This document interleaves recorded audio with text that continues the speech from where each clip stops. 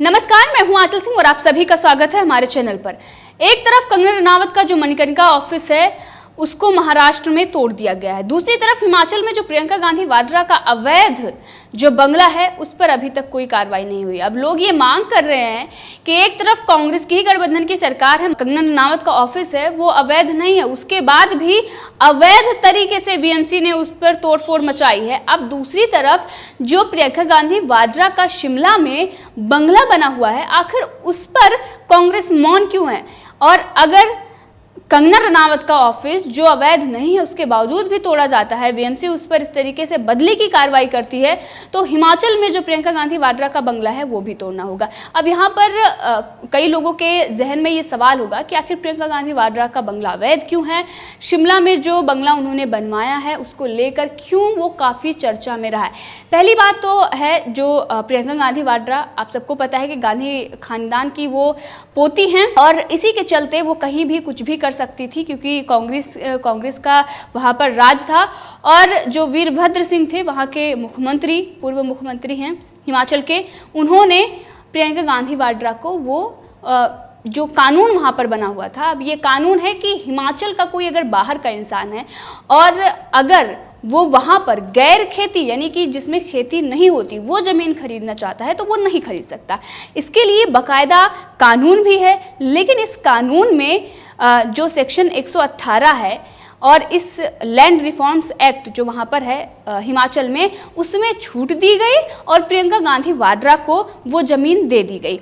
अब ये जो ज़मीन है ये 2007 में जब वहाँ पर कांग्रेस की सरकार थी तब उनको 1 करोड़ रुपए की जो बीघा की ज़मीन है वो प्रियंका गांधी को 4 बीघा ज़मीन 47 लाख रुपए में दे दी गई। अब यहाँ पर ये समझने वाली ये बात है कि इसकी जो मार्केट वैल्यू है वो 2007 की बात हम कर रहे हैं कि 2007 में जब उनको वो ज़मीन दी गई उस वक्त उसकी वैल्यू 1 करोड़ रुपए बीघा थी। 4 बीघा ज़मीन जिसमें उनका ये महल बना हुआ है, बंगलो बना हुआ है, उसकी जो कीमत उनको चुकानी पड़ी वो थी 47 लाख।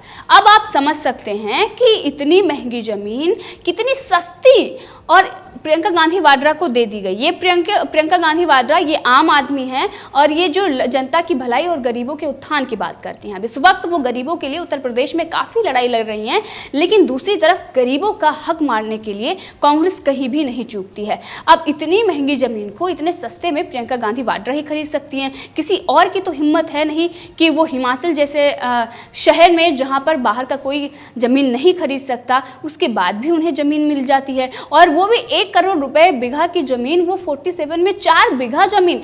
अगर वैसे देखें तो 12 लाख से भी कम की उनको पड़ी 1 बीघा की ज़मीन। 1 करोड़ की 12 लाख, कितनी सस्ती ज़मीन उनको मिल गई। ये घर उन्होंने बनवाया और ये 2008 में बनना शुरू हुआ। अब यहाँ पर अगर हम देखें तो जो आम जनता है वो एक बार घर अगर वो बनवा ले, सपना देखता है। कितने लोग हैं जो 40 करोड़ की, अभी राहुल गांधी बात कर रहे थे कि 40 करोड़ जनता गरीब है और उस पर रोजगार का संकट है। इन 40 करोड़ का जो सपना होता है कि वो एक बार घर बनवा ले, लेकिन प्रियंका गांधी वाड्रा, उनको बाथरूम का डिज़ाइन नहीं पसंद आया या बाथरूम छोटा था या उनको डिज़ाइन घर का पसंद नहीं आया, घर बनाया गया उसको, उसके बाद वो तोड़ दिया गया। ये कहाँ से पैसा आ रहा है? ये पैसा है आम जनता के टैक्स का, उन्हीं लोगों का जिनके हक की बात राहुल गांधी ट्विटर पर और अपनी सीरीज में कर रहे हैं। अब ये राहुल गांधी हो या प्रियंका गांधी हो या सोनिया गांधी हो, हमने कई इनके जो चेहरे हैं कई बार बेनकाब किए हैं, लेकिन एक बार फिर हम आपसे ये कह रहे हैं कि किस तरीके से ये जो गरीबों की हक की बात, 70 सालों में ये गरीबों के हक की बात ही करते आए हैं, सत्ता में ये इसी वजह से राज करते आए हैं, सत्ता इनको इसीलिए मिली क्योंकि ये गरीबी हटाने की बात कर रहे हैं। गरीबों का हक प्रियंका गांधी वाड्रा के पति रॉबर्ट वाड्रा ने किस तरीके से मारा, गरीबों की जो जमीन है वो हड़पी, और इसमें प्रियंका गांधी वाड्रा भी 2 कदम भी वो पीछे नहीं रही हैं, उनके साथ ही चल रही हैं और हिमाचल में ये जमीन उनको मुहैया कराई गई। और किसने करवाई? वो वहाँ की कांग्रेस की सरकार, वीरभद्र सिंह थे, उन्होंने ही दिलवाई। शिमला के छारबड़ा में प्रियंका का आलीशान बंगला है, वो शिमला से 13 किलोमीटर दूर और समुद्र तल से 8000 फीट की ऊंचाई पर है। घर को पहाड़ी शैली में बनाया गया है। इंटीरियर में देवदार की लकड़ी से सजावट की गई है। मकान के चारों तरफ हरियाली और पाइन के खूबसूरत पेड़ हैं। सामने हिमालय के बर्फ से ढके पहाड़ नजर आते हैं। छराबड़ा एक टूरिस्ट प्लेस है। बिल्कुल, जो मैंने ये बताया, आप सोच रहे होंगे इतना मैं खूबसूरती का बखान क्यों कर रही हूँ, क्योंकि ये टूरिस्ट प्लेस है और ऐसी जगह पर प्रियंका गांधी वाड्रा 4 बीघा जमीन उनको चाहिए घर बनाने के लिए। अब इतना बड़ा उन्होंने बंगला बनवाया है और किसके टैक्स के पैसे पर। दूसरी तरफ राहुल गांधी, जो आपने देखा लॉकडाउन में फोटो खिंचवाने के लिए वो एक कुर्ता पहनते हैं, एक जूता पहनते हैं। आखिर उनका जो जूते की कीमत होती है वो काफ़ी ज़्यादा थी, लेकिन दिखाने के लिए वहां पर पहुंचते हैं। इससे पहले नोटबंदी हुई थी, उन्होंने अपनी फटी जेब दिखाई थी, लेकिन ये आलीशान बंगला, आखिर ये पैसा कहाँ से आया उनके पास, जब उनके पास कुछ नहीं है। लॉकडाउन में वो गरीबों को दिखाने के लिए जो सो कॉल्ड लोगों को वहाँ पर बुलाते हैं और बिठाकर और देखते हैं कि वो पैदल जा रहे हैं, वो प्रवासी मजदूर हैं, उनके साथ राहुल गांधी खड़े हुए हैं। वो राहुल गांधी जिनके पास कितने अरबों खरबों की संपत्ति है। सोनिया गांधी की वो सुपुत्र हैं और प्रियंका गांधी वाड्रा के ही वो भाई हैं। और सोनिया गांधी जो गरीबों की बात करती हैं, प्रियंका गांधी वाड्रा जो गरीबों की बात करती हैं, अभी तक उनका जो अवैध मकान है टूरिस्ट प्लेस पे जो बना हुआ है, जो जहां बाहर का कोई ज़मीन नहीं खरीद सकता है, और जैसा कि मैंने आपको बताया कि कितनी कम जो उनको कीमत चुकानी पड़ी वो भी बहुत ही कम थी। और इस मुद्दे को अगर देखें तो 2012 में दिल्ली के जो अभी मुख्यमंत्री हैं केजरीवाल ने भी उठाया था, लेकिन जैसे ही वो चुनाव जीते ये सारे मुद्दे खत्म हो गए, उन्होंने कभी भी इस पर बात की ही नहीं। अब वो कांग्रेस के साथ हैं, प्रियंका गांधी वाड्रा का घर हो या फिर शीला दीक्षित की जो फाइलें हैं वो सब कुछ दबा दी गई हैं, अब कुछ भी नहीं बचा है।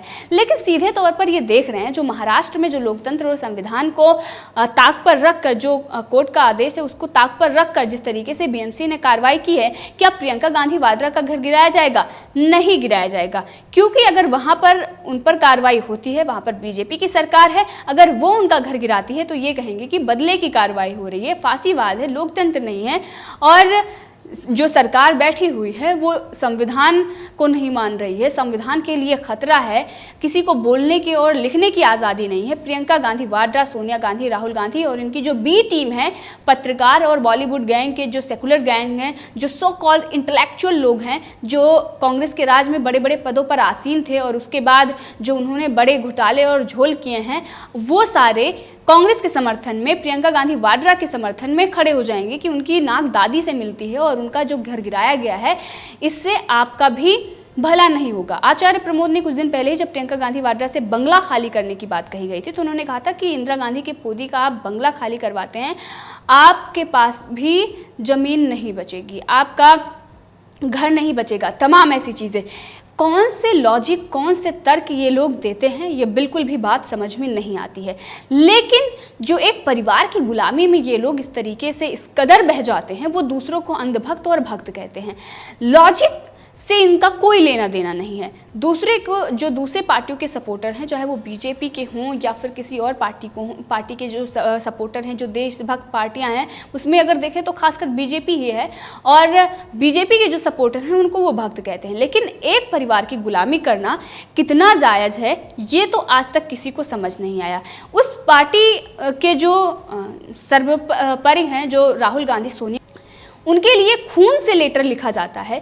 ये कौन सा अंधविश्वास है, ये कौन सी चीज़ें हैं, ये भक्त से भी ज़्यादा ये कौन से कैटेगरी में ऐसे लोग आते हैं, इसका जो कौन सी कैटेगरी है इसको तो इन लोगों को ही बताना चाहिए, क्योंकि दूसरे जो पार्टी हैं, जो मोदी सपोर्टर लोग हैं, जो इस वक्त सरकार के सपोर्ट में खड़े होते हैं, आम जनता भी है, वो बीजेपी और आरएसएस की है, वो भक्त हैं, ऐसे ये लोग बताते हैं। लेकिन ये जो सारी चीज़ें हैं ये दिखाती हैं कि कांग्रेस ने 70 सालों में किस तरीके से गरीबों को लूटा है और गरीबों के हक का पैसा मारकर अपना सपना सजोया है। क्योंकि ये प्रियंका गांधी वाड्रा का जो ये बंगला है, ये उनका ड्रीम हाउस था।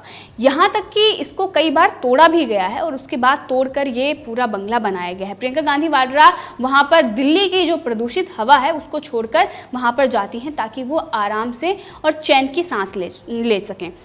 ये प्रियंका गांधी वाड्रा जो यूपी की बात करती हैं, ये प्रियंका गांधी वाड्रा जो गरीबों की बात करती हैं, ये प्रियंका गांधी वाड्रा जो महिलाओं की बात करती हैं, लेकिन ये महाराष्ट्र में कंगना रनावत पर एक भी इनका ट्वीट नहीं आया। आप अगर देखें तो ना तो इनका बयान आया है, ना ट्वीट आया है, कुछ भी इन्होंने कंगना रनौत के बारे में बोलना उचित नहीं समझा है, क्योंकि वो इनके विचारधारा से मेल नहीं खाता।